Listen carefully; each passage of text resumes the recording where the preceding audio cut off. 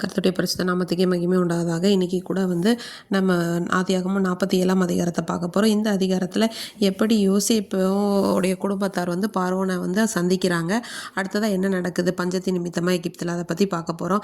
யோசேப்பு என்ன பண்ணுறாருனா, பார்வோன் இடத்துல போய் அவங்க குடும்பத்துலேருந்து எல்லாரும் வந்திருக்காங்கன்னு சொல்லி அவங்க சகோதரர்லாம் கூட்டிகிட்டு போய் அவங்க கிட்ட நிறுத்துறாங்க. அப்போ அவர் கேட்குறேன், நீங்கள் என்ன வேலை பார்க்குறீங்க அப்படின்னு சொல்லிட்டு அவங்க சொல்கிறாங்க, நாங்கள் இந்த மாதிரி ஆடு மேய்க்கிறவர்கள் அப்படிலாம் சொல்லும்போது இவர் யோசேப்பை பார்த்து சொல்கிறார், இந்த தேசம் முழுவதும் உனக்கு முன்பாக இருக்குது, எந்த இடம் நல்லது நீ நினைக்கிறியோ அங்கே உங்கள் வீட்டில் உள்ளவங்க எல்லாரும் தங்கட்டும், கோசை நாட்டில் கூட இருக்கட்டும், திறமையானவங்க இருக்காங்க அப்படின்னா என்னோட ஆடு மாடுகளை விசாரிக்க தலைவனாக நீ வச்சுக்கோன்னு சொல்லிட்டு, இதெல்லாம் முடிஞ்சதுக்கப்புறம் பார்த்தோன்னா எகிப்து தேசத்தில் ரொம்பவுமே பஞ்சம் உண்டாயிற்று.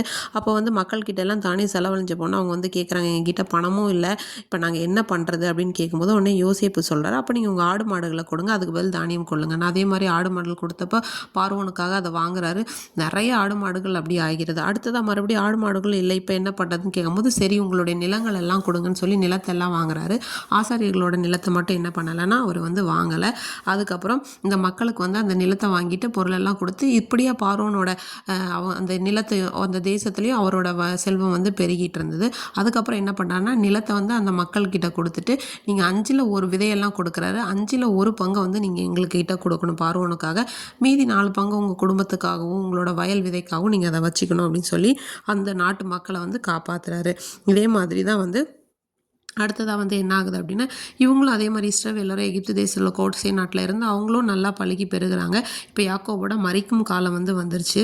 அப்போ யோசேப்பை கூப்பிட்டு சொல்கிறாரு, நீ உனக்கு என் மேலே தயவு இருக்குது அப்படின்னா நீ எனக்கு உண்மை உள்ளவனாக இருக்கணும், எனக்கு பட்சமும் உண்மையுமாக இருக்கணும் அப்படின்னு சொல்லிட்டு நீ என்னை எகிப்தில் அடக்கம் பண்ணாத, நான் என்னோட பிதாக்களோட தான் படுத்துக்கொள்ளணும், நீ அதனால் என்ன பண்ணனா என்னை இங்கேருந்து எடுத்துகிட்டு போய் எங்கள் பிதாக்கள் இருக்கிற நிலத்தில் நீ என்னை அடக்கம் பண்ணுன்னு சொல்லும்போது உன்னை யோசேப்பு சொல்கிறார், உங்கள் சொல்லுபடியே நான் செய்கிறேன் அப்படின்னு சொல்லிட்டு, அப்போ நீ எனக்கு ஆணையிட்டு கொடுன்னு சொல்கிறாங்க.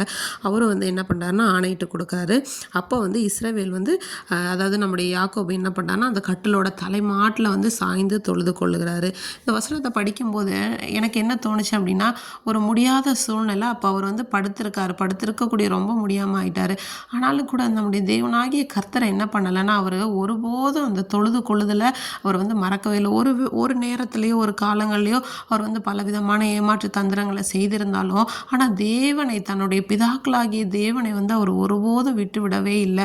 அவரை எப்படி தன்னை சுமந்து கொண்டு வந்தார், எப்படி நடத்தி கொண்டு வந்தார் அப்படிங்கிறத அவர் நினச்சி என்றைக்கும் தேவனுக்கு அவருடைய கடைசி நாள் முதற்கொண்டு தேவனை தொழுது கொண்டு அவருக்கு உண்மையும் பயபக்தி உள்ளவனுமாக இருந்தார். நாமும் கூட இந்த நாட்களில் நம்ம வாழ்க்கையில் எந்த காரியங்களோ எந்த காரணங்களோ எப்படிப்பட்ட சூழ்நிலை இருந்தாலும் அது சூழ்நிலையை பார்க்காது, சூழ்நிலையை அறிந்து தேவனை நோக்கி வேண்டும் போது எல்லாவற்றையும் அவர் மாற்ற வல்லவராக இருக்கிறார்.